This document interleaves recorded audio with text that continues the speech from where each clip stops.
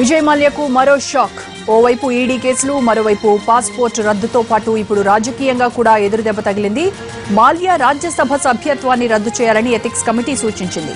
ప్రస్తుతం కర్ణాటక నుంచి రాజ్యసభ సభ్యుడిగా ఉన్నారు మాల్యా. దీనిపై వారం రోజుల్లోగా సమాధానం ఇవ్వాలంటూ మాల్యాకు నోటీస్ ఇచ్చింది. మే 3న ఎథిక్స్ కమిటీ మరోసారి భేటీ అవుతుంది.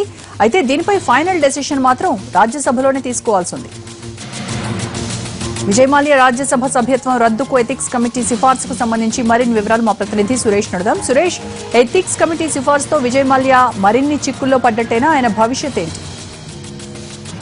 రోజు ఖచ్చితంగా విజయ్ మాల్యాకి సంబంధించి రాజ్యసభలో ప్రస్తుతమైన సభ్యులుగా ఉన్నారు. దీని కారణంగా ఎథిక్స్ కమిటీ వాళ్ళ సమావేశమే ఎక్స్పెల్ చేసి దిశగా ఆయన సభ్యత్వాన్ని రద్దు చేసేందుకు ఎథిక్స్ కమిటీ సిఫారసు చేసింది. ఇటు రాజ్యసభకు సంబంధించి హమీద్ అన్సారీ కూడా దీనిపైన సానుకూలమైనటువంటి నిర్ణయం తీసుకునేటువంటి అవకాశాలు ఉన్నాయి. ఎథిక్స్ కమిటీ ఇచ్చినటువంటి నిర్ణయం పైన ఇప్పటికే సెట్ బ్యాక్ ఆయనకు పూర్తి స్థాయిలో ఎంబీడబ్ల్యూ ఇష్యూ అయినటువంటి పరిస్థితి, దీంతో పాటు పాస్పోర్ట్ ని రివోక్ చేసినటువంటి పరిస్థితి, వీటన్నిటిని చూసుకుంటే ఖచ్చితంగా ఆయన అరెస్ట్ చేస్తామన్న విషయాన్ని కూడా ఇటు కేంద్ర మంత్రులు స్పష్టం చేస్తున్నారు. హోంమంత్రి రాజ్నాథ్ సింగ్ గానీ, కేంద్ర మంత్రి వెంకయ్య నాయుడు గానీ ఇటు దీనిపైన కేసు విచారణ చేసినటువంటి అధికారులు కూడా ఖచ్చితంగా విజయ్ మాల్యాను భారత్ తీసుకొచ్చేటువంటి ప్రయత్నాలు చేస్తామన్న విషయాన్ని స్పష్టంగా చెప్తున్నారు.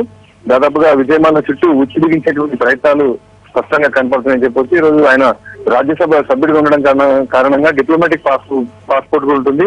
దానిపైన కూడా పూర్తి స్థాయిలో ఇప్పటికే మినిస్టర్ ఆఫ్ ఎక్స్టర్నల్ అఫైర్స్ నిర్ణయం తీసుకుంది. కాబట్టి మొత్తంగా విజయ్ మాల్యాను ఎట్టి పరిస్థితుల్లో ఢిల్లీకి భారత్ కు తీసుకొచ్చేటువంటి ప్రయత్నాలు కొనసాగుతున్నాయి. ఇప్పటికే ఆయన లండన్ లో ఉన్న విషయం అందరికీ తెలిసిందే. డిఫాల్టర్ కు సంబంధించి 9,000 కోట్లు ఎగవేత విషయం పైన భారత్ కు తీసుకొచ్చే అప్పును కట్టే విషయం పైన స్పష్టంగా ఆయన వసూలు చేసే ప్రయత్నాల్లో భాగంగానే ఇదంతా కూడా జరుగుతున్నటువంటి పరిస్థితులుగా మనం భావించవచ్చు. అయితే విజయవాడలో మాత్రం సుప్రీంకోర్టుకు తన ఆస్తుల వివరాలు ఇవ్వాల్సిన అవసరం లేదనే విషయానికి సంబంధించి అఫిడవిట్ కూడా దాఖలు చేసినటువంటి పరిస్థితి. మొత్తంగా విజయవాడలో చుట్టూ కూడా ఉచ్చి బిగించే ప్రయత్నాలు జరుగుతున్నాయి. అందులో భాగంగానే ఈ రోజు ఎథిక్స్ కమిటీ కూడా ఆయనకు సంబంధించినటువంటి రాజ్యసభ స్వతంత్ర అభ్యర్థిగా కర్ణాటక నుంచి ఉన్నారు.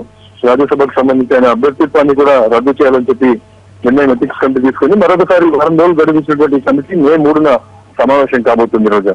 రైట్ సురేష్.